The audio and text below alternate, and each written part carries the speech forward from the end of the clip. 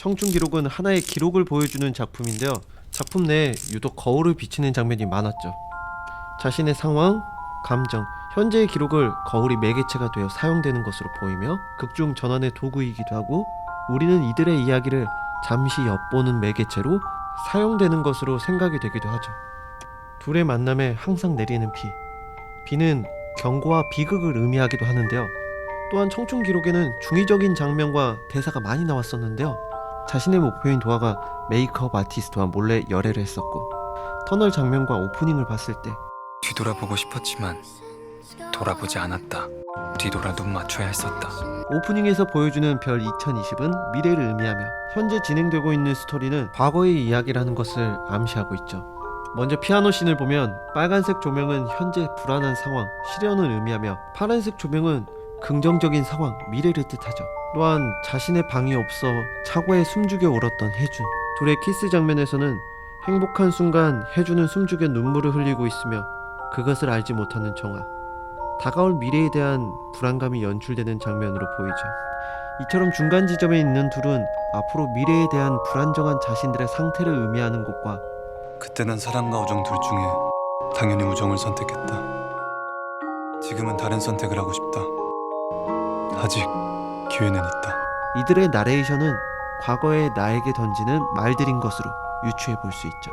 이처럼 행복의 가치가 과거에는 꿈에 대한 것이었다면 미래는 과거의 이 상황들이 진정한 행복한 선물이었다는 것을 깨닫게 되지 않을까요?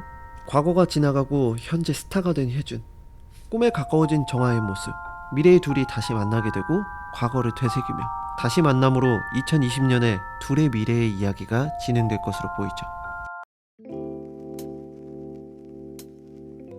자신과 같은 생각을 하는 작가를 통해 행복감을 느끼는 애숙의 모습인데요. 애숙은 자신의 일에 대해 신념을 가진 모습을 보여줬지만 내 직업은 남의 사생활에 깊숙이 들어간다.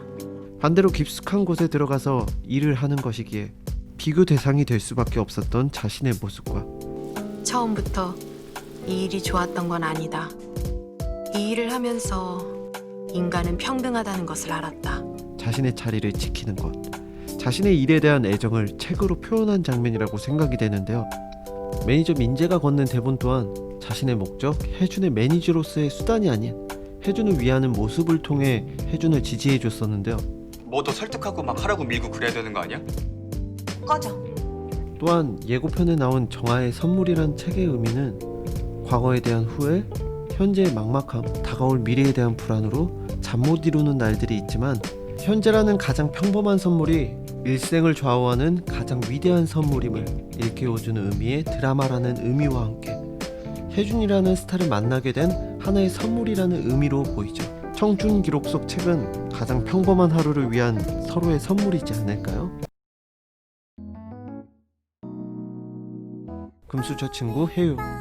집안의 환경도 환경이지만 자신을 서포트해주는 가족, 가족의 서포트로 자신이 원하는 길을 가고 있는 혜유. 사회에서는 물어뜯기고 가족에게는 큰아들과 비교되며 철없는 아들로 환경이라는 명목하에 다 널 위해서야, 너 잘되라고 하는 말이야 가스라이팅하는 아버지, 자신을 지지해주고 믿어주는 할아버지, 할아버지를 위한다라고 하지만 모델리를 추천한 정아와 달리 반대했던 혜준의 모습. 혜준을 위한다는 명목하에 임금체불, 사기, 자신을 떠났다는 복수로 혜준의 앞길을 막는 태수. 자신들이 겪고 있는 과거의 상황들을 혜준에게 던져주므로 한 번 더 질문하는 형태로 진행되고 있는데요. 하나의 에피소드를 통해 혜준이 겪고 있는 지극히 현실적인 현 상황을 되물음과 동시에 중의적인 표현, 혜준의 감정을 극대화하고 있죠. 이러한 모습들을 통해 현재 혜준이가 가고 있는 길에 대한 불안감, 인지도에서 밀린 거야. 실력에서 밀린 게 아니라. 자신의 꿈에 대해 생각하게 됐으며 꿈을 포기해야 되는 순간에 기로에 놓이게 됐죠. 극단의 상황 속에 자신의 꿈을 포기하고 군입대를 하려 했던 혜준.